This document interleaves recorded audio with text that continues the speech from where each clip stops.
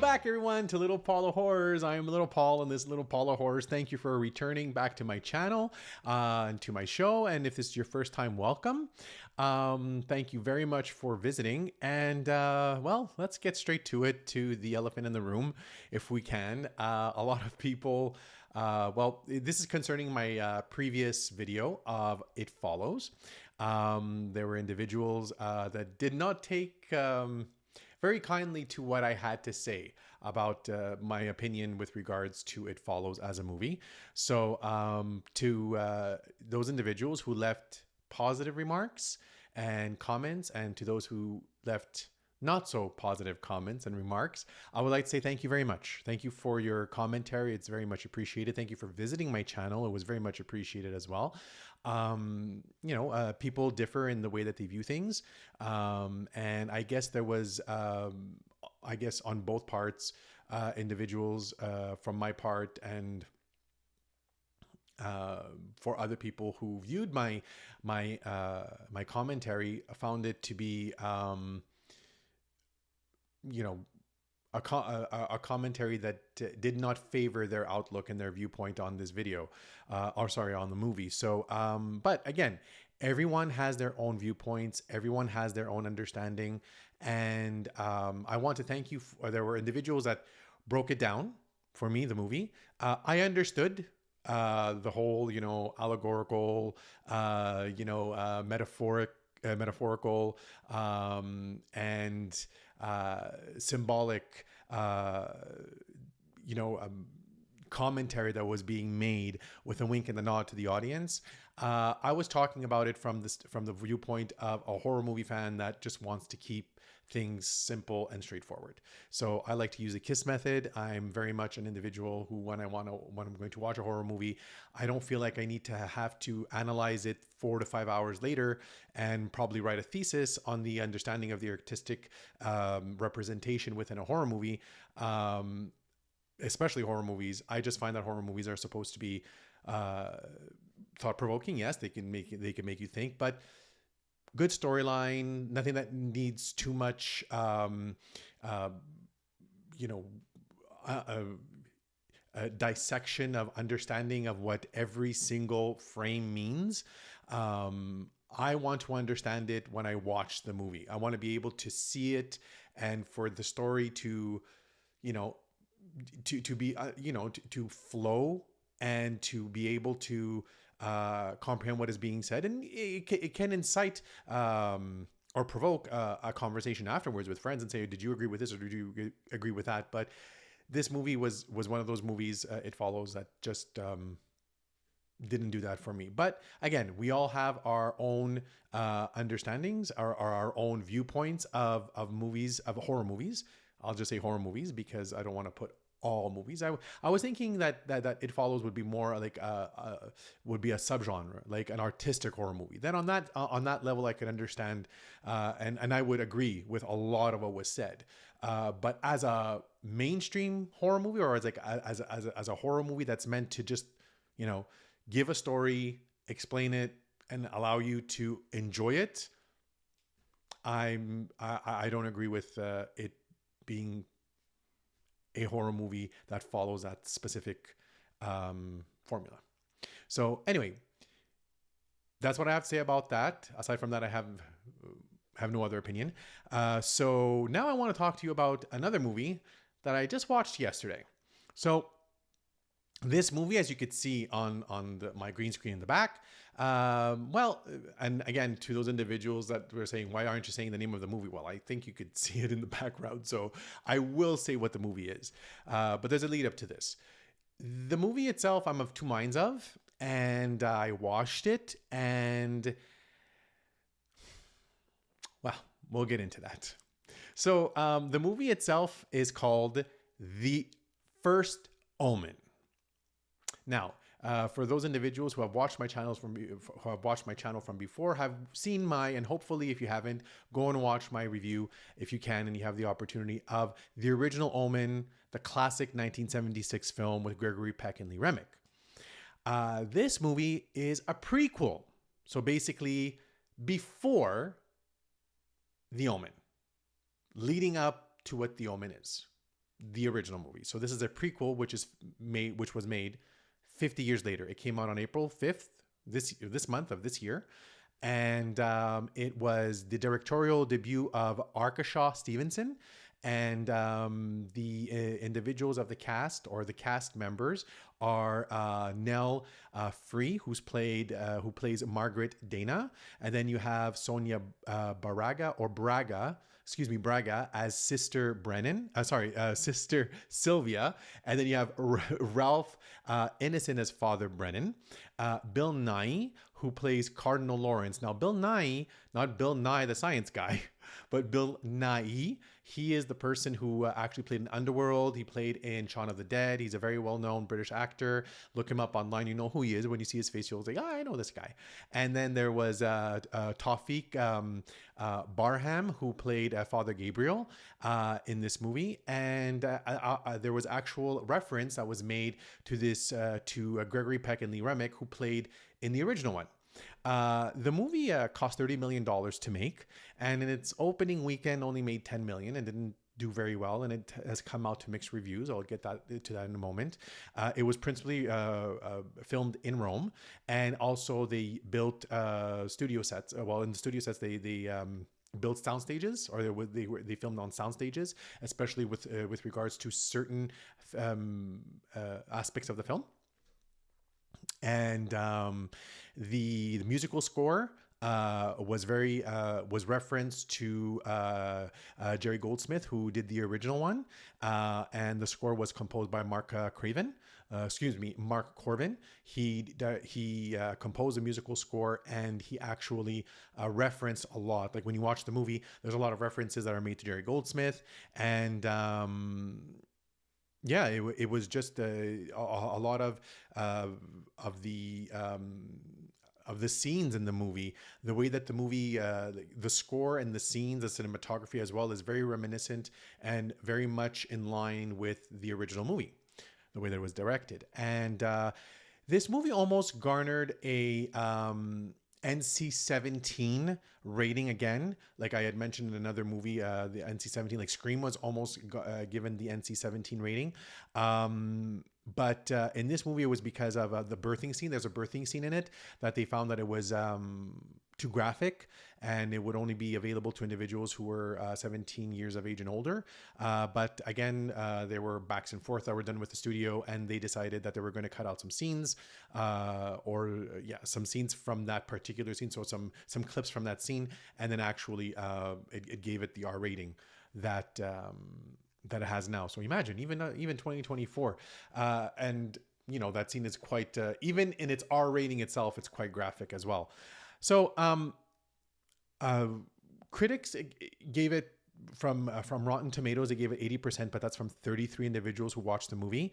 And there were some critics that gave it good reviews and some critics that gave it not so good reviews. Now, I am of two minds of this movie, and I'm going to first go with my first mind, then I'll talk about the second mind. So my second thought point of this movie.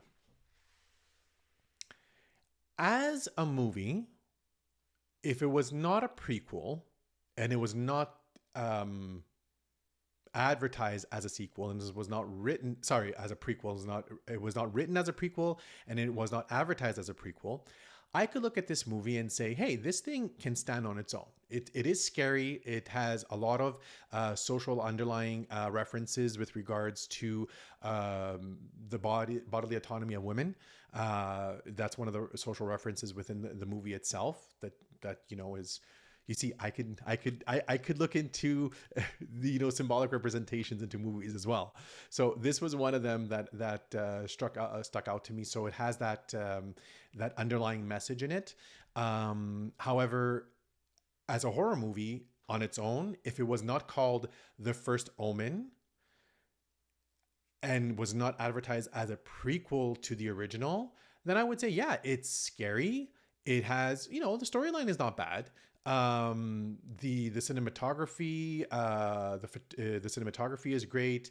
The lighting is fantastic. The musical score really captures you, and you become very much mesmerized, I guess you could say, because there's a lot of artistic um, artistic, not expressions, but artistic imagery within the movie itself, like actual art, because you're in Rome, right? So it takes place in Rome. So I really enjoyed that. I thought that if it was called any other name, and it was not related to the movie The Omen, and it was not stated as a prequel to The Omen, then I would say that this would be a movie that could stand on its own. Now comes my second viewpoint.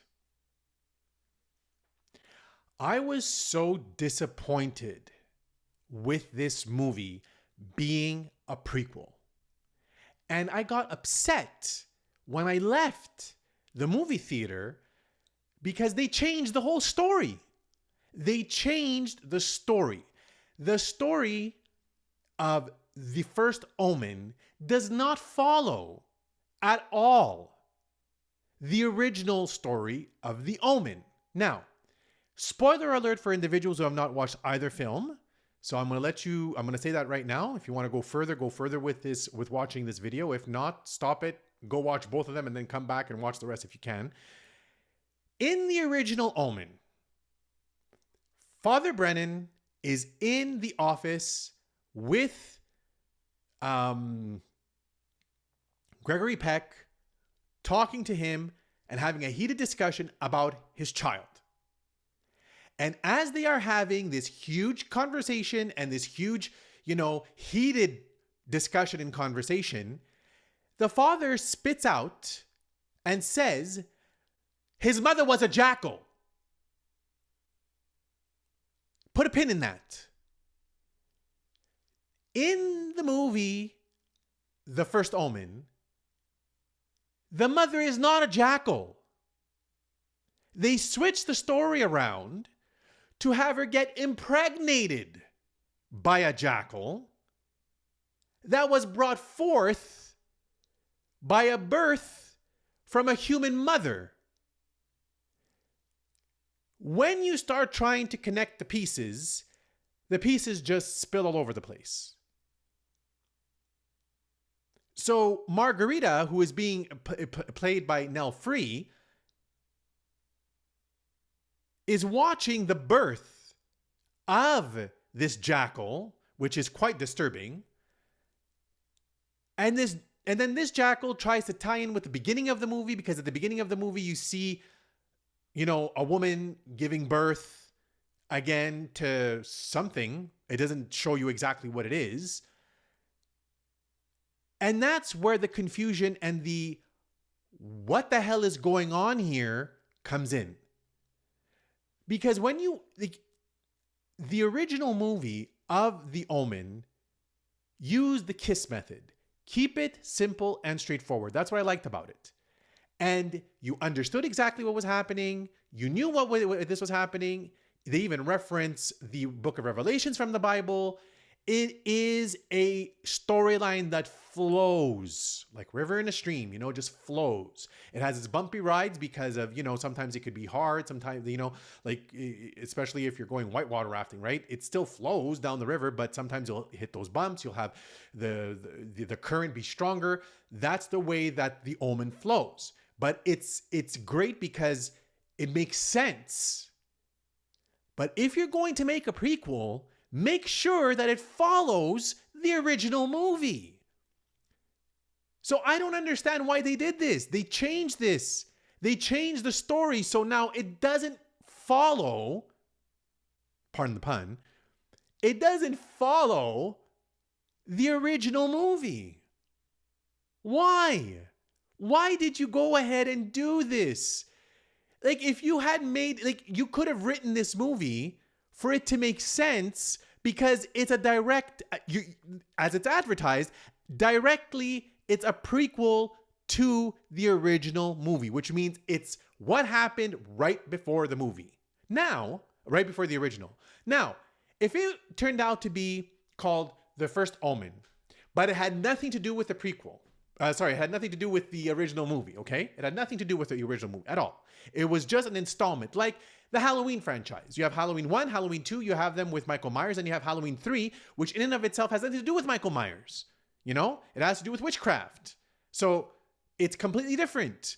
It's a different movie, and a lot of people throw a lot of shade on it, but as a movie in the early 80s, it stands alone as it being its own movie within the franchise. If they had said that this was its own movie within the franchise, it's part of the franchise, but it's not a prequel, then I would have given it more credit and I would have said, okay, it's good.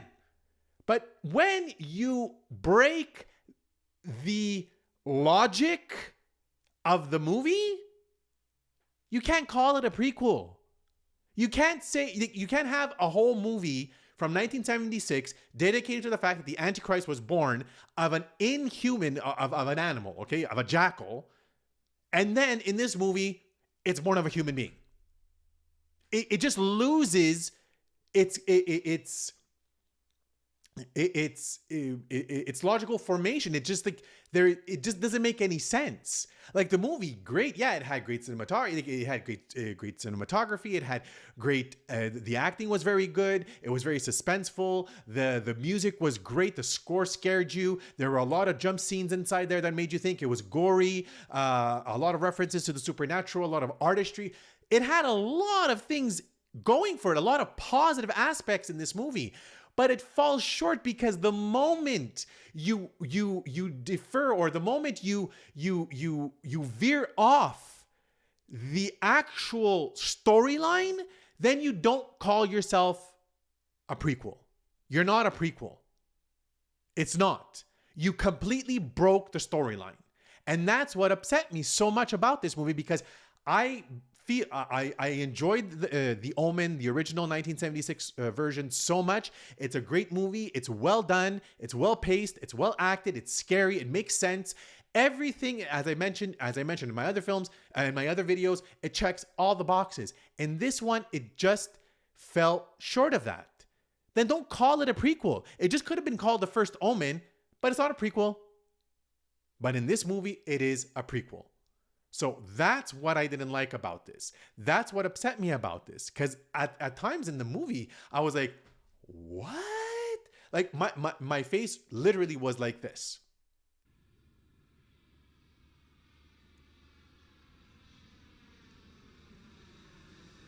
See, stuff like that. Like facial expressions like that. Because in my mind, I'm reflecting and I'm thinking about the original, and I'm trying to tie it to the first one. I'm like, it doesn't make any sense. It just doesn't.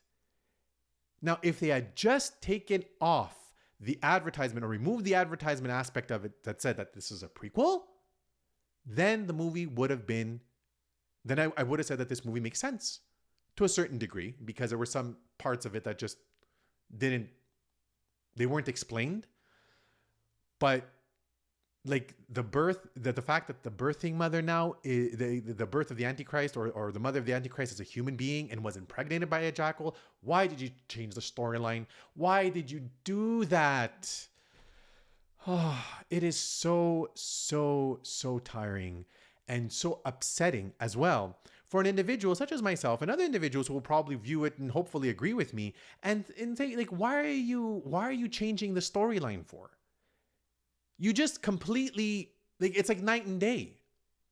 And I know I'm harping on this fact, but it's extremely important. Follow the fluidity, follow the logic, follow what the movie is originally about. Don't change it. And if you're going to change it, don't call it a prequel. Just call it another installment. Then people could have thought of it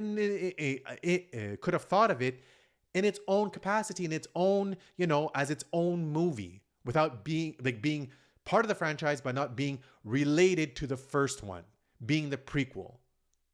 That's what really, unfortunately, made me feel that this movie just dropped the ball on this. And I had high hopes for it. And hopefully it will be the last one, because